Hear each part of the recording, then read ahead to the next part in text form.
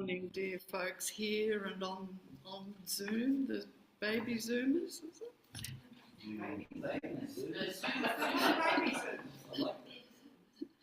So I don't get Daily Word, but that just about, my subscription hasn't been renewed for some reason.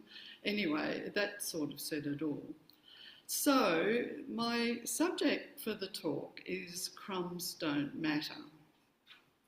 And I'm saying that it's easy to know what our heavy burdens are. We know when we're dealing with serious problems in our lives, such as ill health, relationship issues, financial issues, all those heavy burdens. And grief is another big one. And we acknowledge our pain and follow our guidance to support healing and acceptance. I'm suggesting that locating our crumbs might be a different issue for some of us, and I learned that when my daughter was staying down from Darwin a couple of weeks ago. I'd been out and Jim and Jane were talking, and Jim had been talking about how lucky he'd been meeting me. And he waxed lyrical about his good fortune and how he realises we're now in this final galloping stage of our lives. I come in, look at the floor, and then immediately complain about all the crumbs that he's scattered while he's been eating. Jane tells me about their warm conversation, and my heart melted. I was brought to tears, and she took a video of us, and I was a little bit tempted to put it up, of us sitting, cuddling on the couch, and by coincidence, the Seekers are on the screen singing "The Carnival is Over" in the background. So, metaphysically speaking, I'm asking, what are your crumbs? What are the small issues that we all allow to get under our skin, and in doing so contract our vibration? Some examples might be knee-jerk reactions when somebody says something we don't agree with, when somebody cuts in front of us on the road, feeling taken for granted, etc., etc.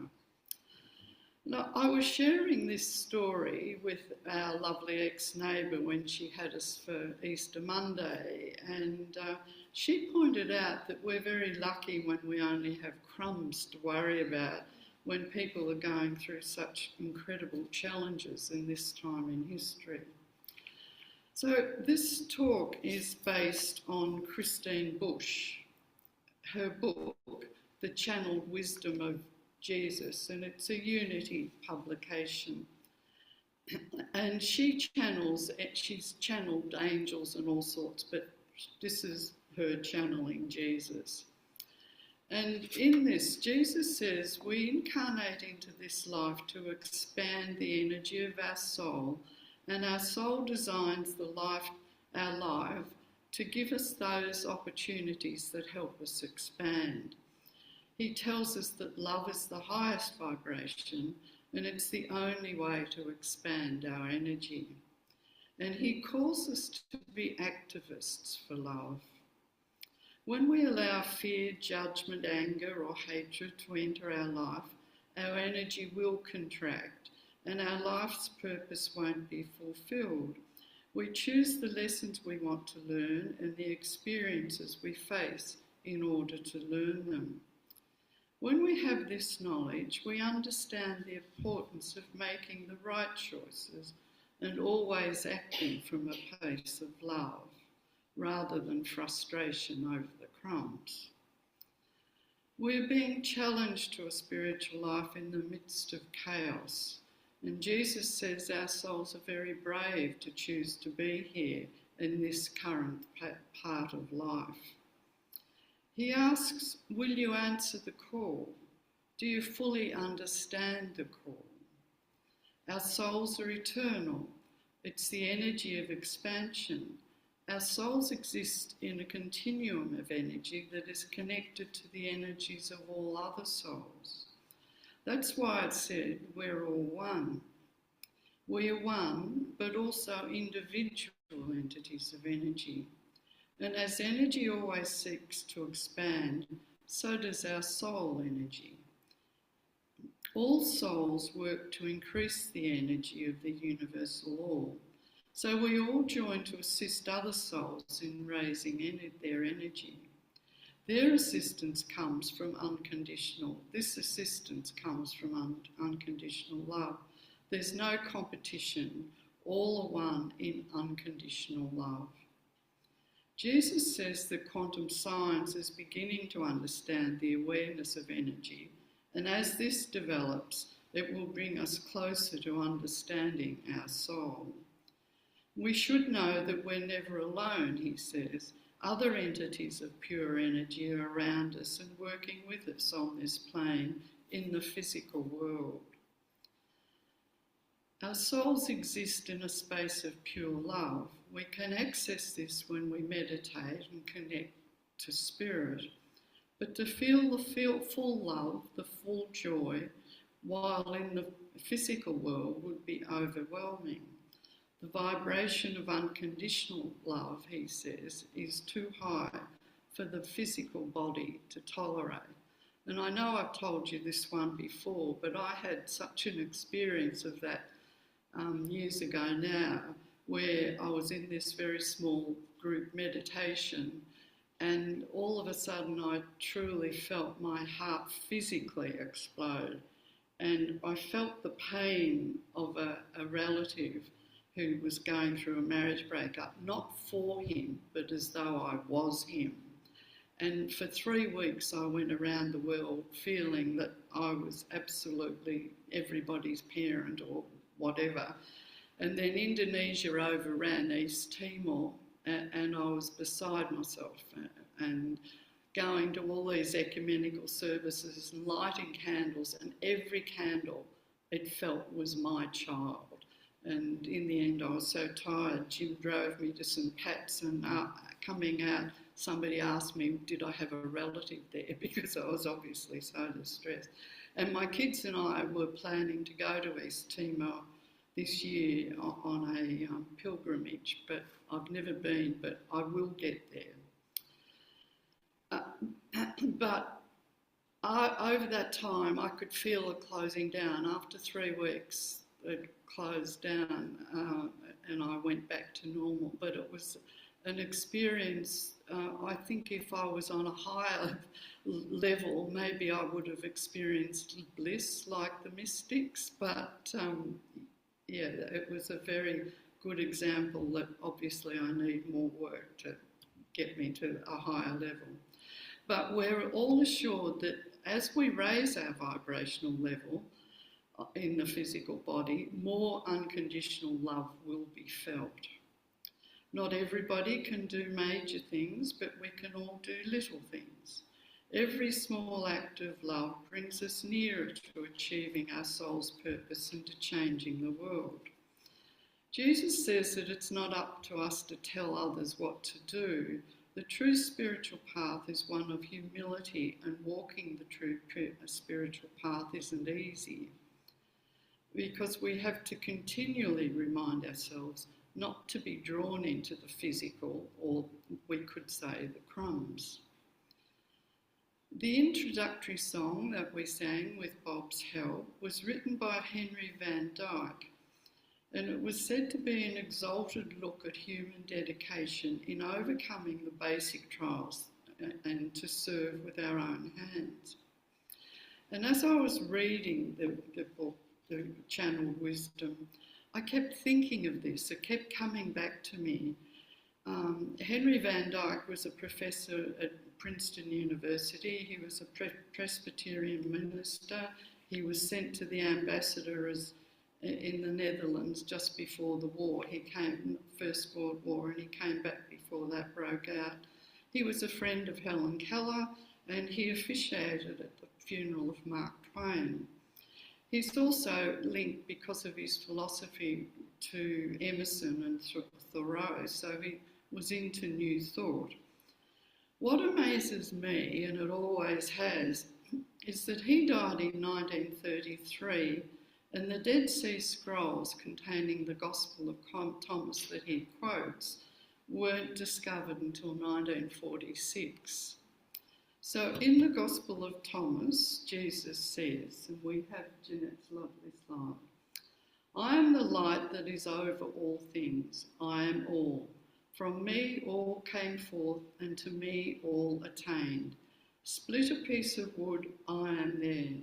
Lift up the stone, and you will find me there. I think it's said that there's some sort of suggestion of that in one of the Old Testament books, but yeah, I think that's an amazing piece that Van Dyke repeats that.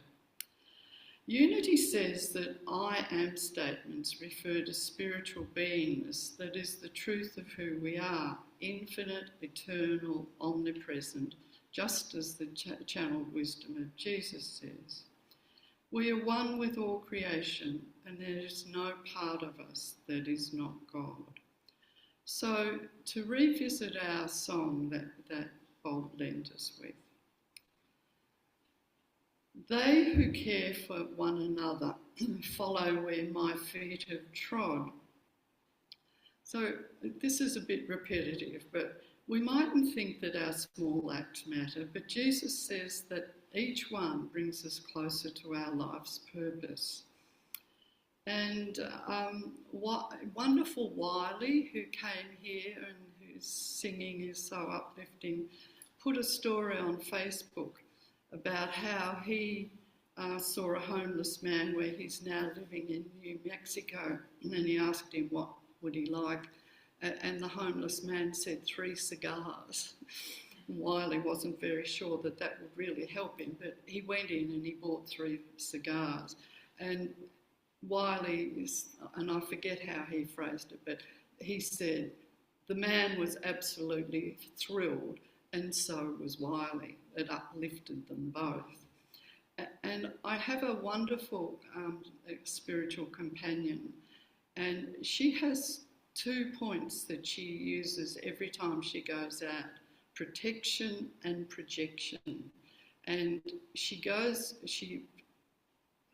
spiritually, emotionally protects herself in a bubble of loving energy before she goes out, and she projects that loving energy. So when she's at a cash register or passing somebody, or if somebody looks down, she doesn't actually think of blessing, she just thinks love, which is the equivalent of blessing. And it's just a lovely idea, protection, projection. They who give of loving service do the holy work of God. So all those who support our Unity community are doing loving, sacred service.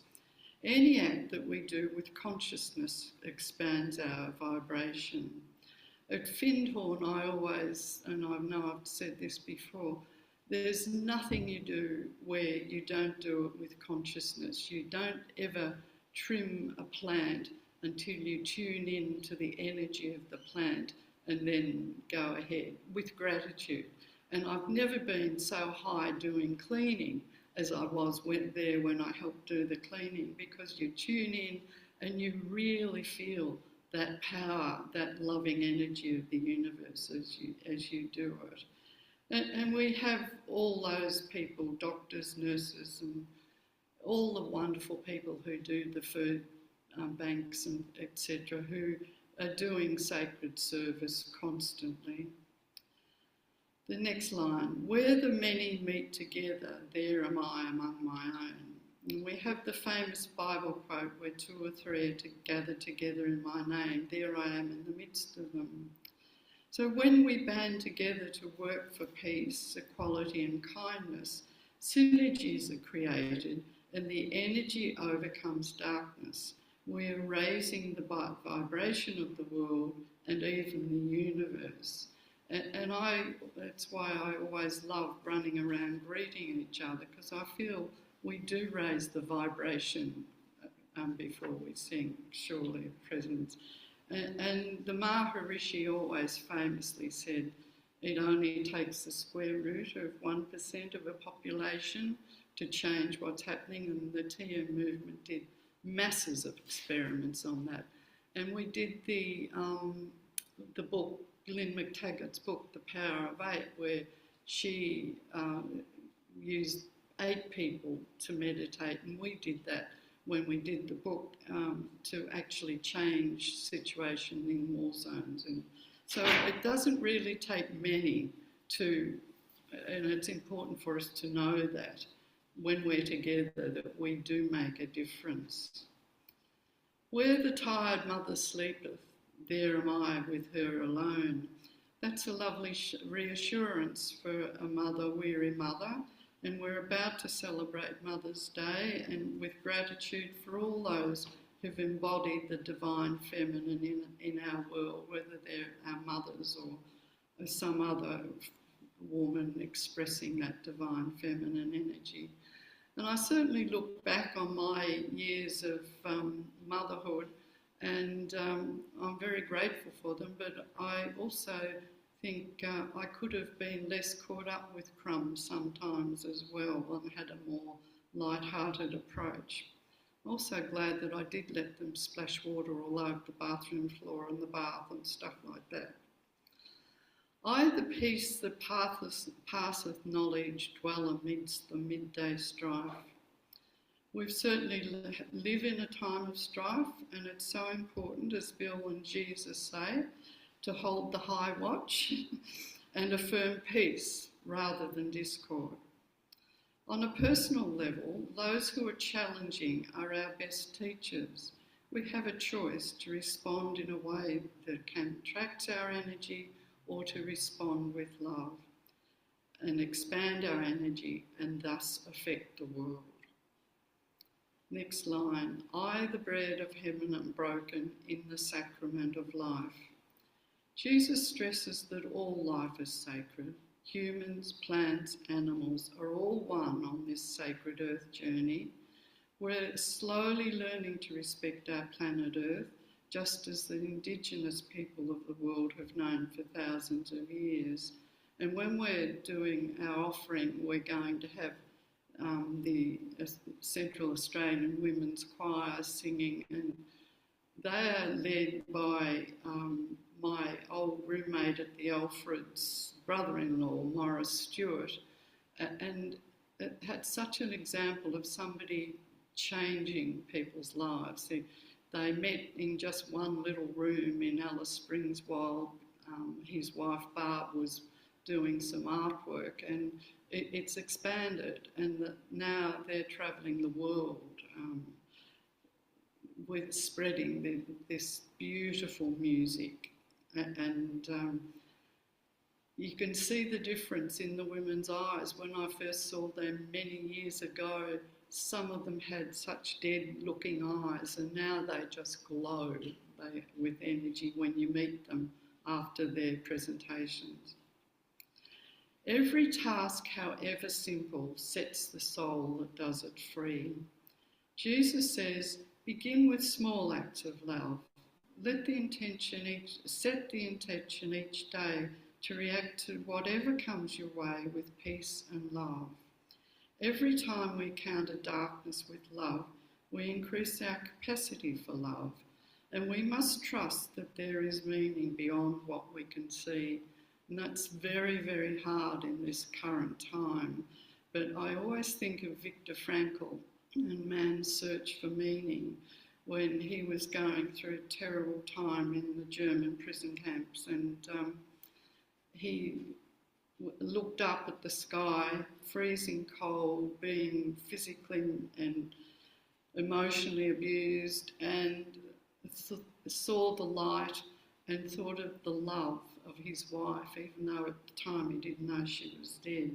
But love changed him, and he then decided to serve his fellow prisoners rather than going on the bus that was supposed to take them to another camp, but it was actually to the gas chambers. So it saved his life thinking of love, and probably the lives of many prisoners. Every deed of care and mercy done with love is done for me. we probably dismiss our deeds of care and mercy. And as I've said, they can be large or small, but even a small act of care will overcome focus on crumbs. When I came back from Findhorn the first time, I didn't know you could go into the silence and get messages like Eileen Caddy, but I thought when I came back I retired, and so I went into the silence and meditated, what do I do now? And I was terrified I'd be told to go to Africa and teach English where there aren't showers or something like that. But the message was very clear. It's not what you do, but how you do it. And that's been like an onion. It's unravelled with deeper meaning over the years. And that just reminds me of, even people serving in shops can change things. I've got a very unique friend, I'll say. And she was upset with her husband over crumbs, whatever they might be, and she went shopping and she went to the local greengrocer, and he was just so loving and kind to her and offered to carry the stuff out to the car, and she said, no, I'll be okay. And he said, well, I'll see you soon, darling. And she just loved being called darling. And she put her stuff in the car and went back, stuff in the car, and then thought, I need more of that. So she went back and bought bananas that she didn't need, just so that she could go. So then she was able to go home with forgiveness over the crumbs rather than frustration. So that very, very subtle, gentle act just changed how she was in that moment. So we're also told in this book that when we meditate, we should ask for guidance from our guides and angels. And a regular meditation practice sustains our spiritual perspective. And I don't, when I go in to ask for guidance, I go to the top. I go to Jesus, not guides or angels. And a few days ago, my hip was bothering me and backache, blah, blah, blah. And I went for guidance and I didn't get any answer. But the next day it came to me so clearly, what about using your affirmations? So I went around for sort of almost the day affirming health and all the rest of it. And I just felt so uplifted. So it really works. If we seek guidance, it's there for us. Another daily practice is having an attitude of gratitude, as our dear Reverend Sylvia says, or as Carolyn May says, an attitude of gratitude. When our hearts are focused on gratitude, we move away from the crumbs. Letting go of the minor issues releases us from the burdens we often unknowingly carry. Forgiveness plays a crucial role in this. Forgiveness of ourselves, which is important, and others, brings freedom and light. We move to love, joy, and the essence of our souls. And I've got a reading from Julia Baird. Is it too drawn out if I read it?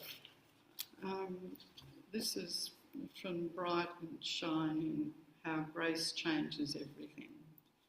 So, the world depends on us treating strangers not just like random lumps of flesh, but creatures of depth with hearts and frailties, on us giving a stranger the benefit of the doubt, of refraining from flipping the bird or a stinging rebuke or a glare, because you never know the weight of the pack on the stranger's shoulders, or how much time they've left on earth. On us standing with the oppressed and abused, the vulnerable and ignored, and listening in silence and sympathy. On us allowing for the chest-expanding possibilities of forgiveness. And on us recognising that none of us deserves to live in a world of such unbearable, fragile beauty, and that miracles can be wrought when we allow people and ourselves to be human, to walk alongside each other despite everything, to sing, even to sing, to feel the sun on our faces and know we are alive. So I have the question, will you answer the call? And we're going to have the song before the meditation, Here I Am, Lord, which was played, Sky St. John chose it to play when I finished my course in Hawaii. So it's always been one for me of dedication.